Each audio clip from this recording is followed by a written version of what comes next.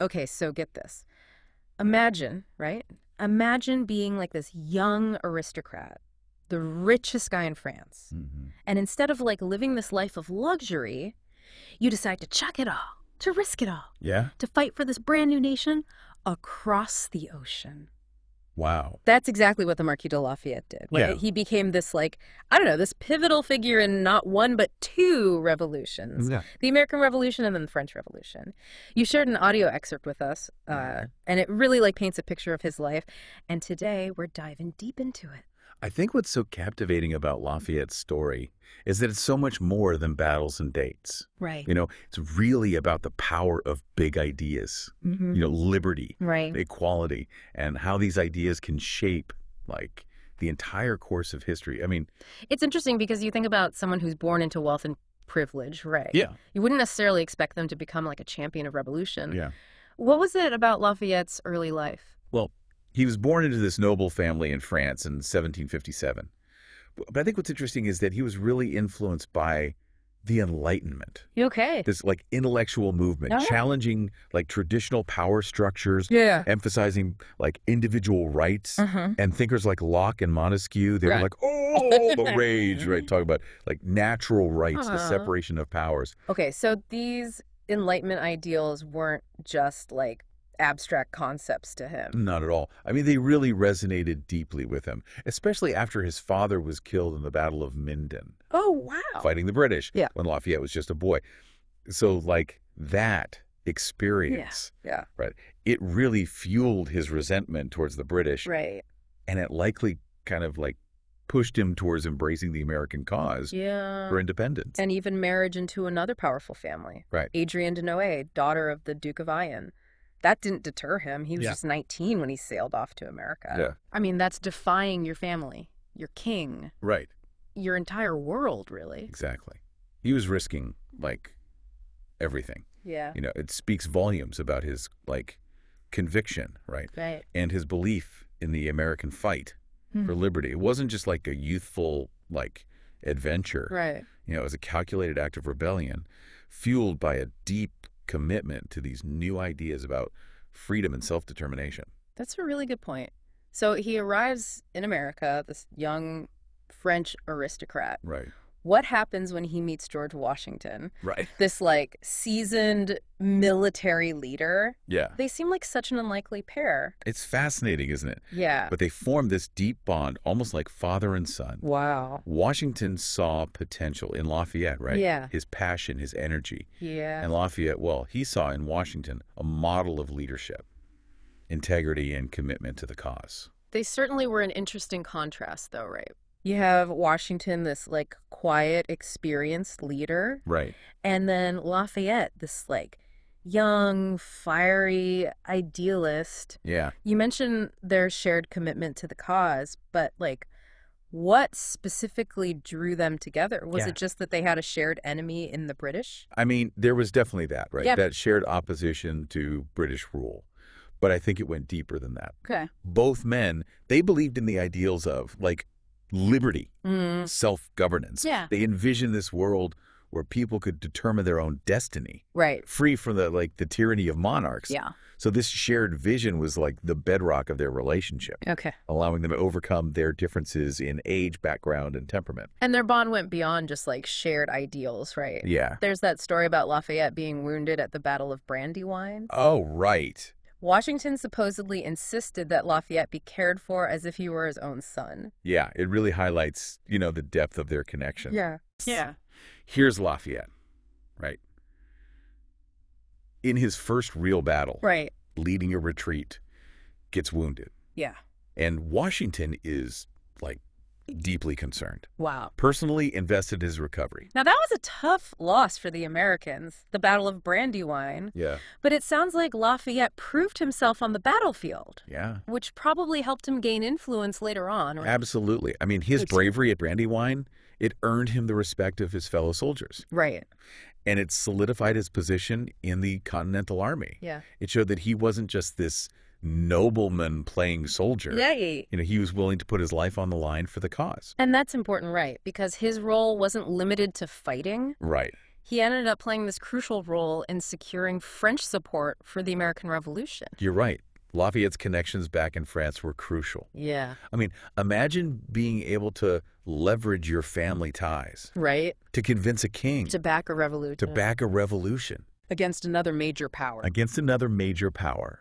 He successfully persuaded King Louis XVI to provide troops, ships, and money to the American cause. I mean, this is a major turning point in the war. So he's fighting battles, securing these crucial alliances. Lafayette's certainly proving himself in this new world. Yeah. But then there's Yorktown in 1781. Right. Wasn't that kind of a turning point? Yorktown was like the decisive victory for the Americans, and Lafayette was right there in the thick of it, Wow. commanding troops alongside Alexander Hamilton. Oh, way. They cornered Cornwallis Right. and forced his surrender, essentially securing independence for the United States. Wow, what a moment. You know, sometimes I think we forget like how pivotal the French were in Yeah. helping America win independence. It's true, their contribution is often overlooked, Mm. but without Lafayette's, tireless efforts to secure French support, I mean, the outcome of the war could have been very, very different. And it's not just his like military and diplomatic achievements, Right. right? What strikes me about Lafayette is that he was fighting for these like grand ideals, Yeah. liberty, equality, but he also like actively championed human rights Yeah. in a way that seems like ahead of his time. That's what makes Lafayette such a fascinating figure, right? Yeah. I mean, he was an abolitionist, a feminist, Wow. a believer in fair treatment for Native Americans. So he wasn't just talking about like liberty in the abstract. Right. He was like actively trying to apply those principles Yeah, to make the world a more just and equitable place. exactly. He even worked to secure treaties with Native American tribes, Yeah. right? Particularly with the Oneida tribe. He Yeah. saw them as like allies Right. in the fight for freedom, and he believed in their right to, self-determination. Right. Sadly, though, he was later dismayed by the way the U.S. government treated Native Americans. Oh, wow. It just shows that even for someone as progressive as Lafayette, there were limits to how far he could push, right? Yeah. Against the prevailing attitudes and prejudices of his era. It's a good reminder that progress isn't always like a straight line, Yeah. but this passion for liberty, it wasn't confined to America, right? Right. Back in France, things were starting to heat up as well. Yeah. How did Lafayette's experiences in America influence his role in the French Revolution? So imagine bringing the spirit of the American Revolution back home. Right. Lafayette did just that. Yeah. He became a key leader in the French Revolution, drawing on his American experiences to advocate for a constitutional monarchy. So he wasn't aiming to completely overthrow the monarchy, No, like some of the more like radical revolutionaries. no, Lafayette believed in a more moderate approach. He envisioned a system where the king's power would be limited by a constitution, Right. guaranteeing individual rights and freedoms for the French people. Okay. In fact, he played a key role in drafting the Declaration of the Rights of Man and of the Citizen, which was directly inspired by the American Declaration of Independence. It's amazing to see how these events across the Atlantic were like influencing each other. Yeah.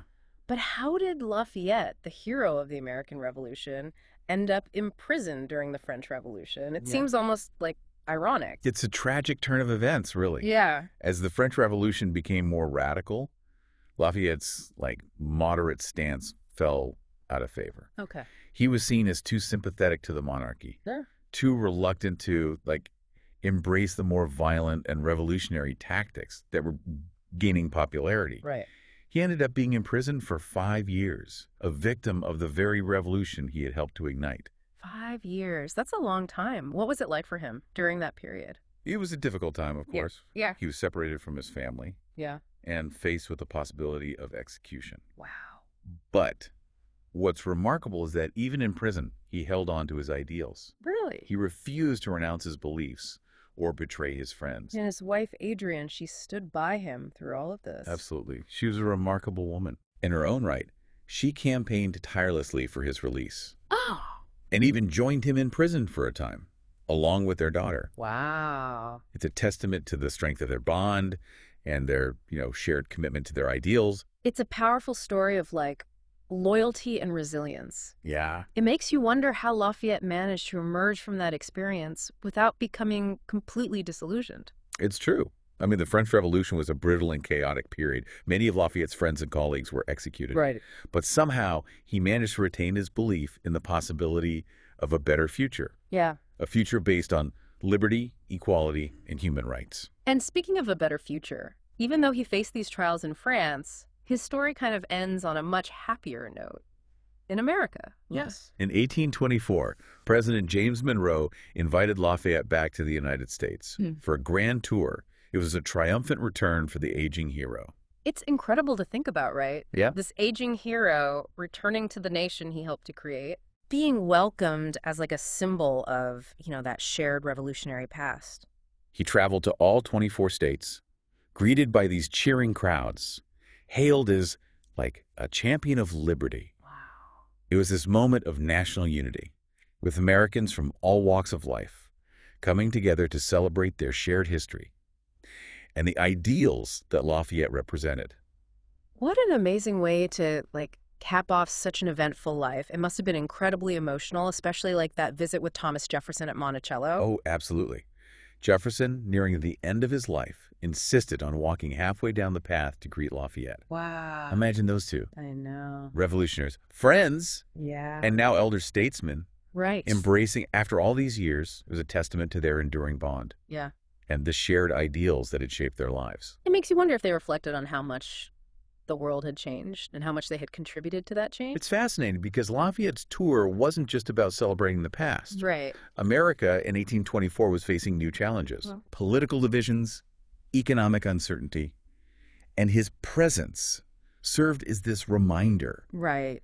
of the shared ideals that had brought the nation together in the first place. So he was almost like a living embodiment of the revolutionary spirit, Yeah. reminding everyone what it meant to fight for change Yeah. and hold on to those ideals even when things got tough. Exactly. It was a powerful message for, a young nation struggling to define its identity Right. and navigate the complexities of democracy. Yeah.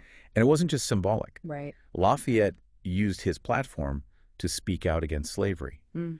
and advocate for policies that would strengthen the republic. Right. I mean, he wasn't content to just rest on his laurels, right? Right. He wanted to continue shaping the future of the nation he had helped to create. And to think that he was the first foreign citizen to address the U.S. House of Representatives? What an honor. It really highlights his unique position in American history. And of course, in 2002, he was posthumously granted honorary U.S. citizenship. Wow. One of only 5 people to ever receive that distinction. It seems like a fitting tribute to someone who dedicated so much of his life to the cause of American freedom. So looking back on everything we've discussed, right? Yeah. His unwavering belief in liberty, Yep. his willingness to fight for it on 2 continents, Right. his incredible resilience in the face of setbacks. What stands out to you as his most important legacy? I think what's so compelling about Lafayette is that he wasn't just a fighter. Right. He was a bridge builder. Yeah. He connected the American and French revolutions, reminding us that the struggle for liberty is a global one, transcending national borders. And his story also underscores the idea that progress isn't inevitable. It requires constant effort, vigilance, and a willingness to stand up for what you believe in, even when it's, unpopular or dangerous. His life really is a testament to the power of ideals, courage, and, international friendship. It's easy to feel overwhelmed by the challenges facing the world today. But Lafayette's story is a powerful reminder that individuals can make a difference. Yeah. That fighting for what you believe in can have a ripple effect that extends far beyond your own lifetime. I think that's a great takeaway for our listener. What causes are you passionate about? What injustices do you see in the world that you want to change? Lafayette's story encourages us to think about those questions and consider how we can contribute to creating a more just and equitable world. Maybe you won't command armies or write declarations, but you can find your own way to make a difference. Even small acts of courage and compassion can have a lasting impact, and who knows, maybe you'll inspire others to join you in the fight for a better future. Just like Lafayette inspired countless people across 2 centuries and 2 continents.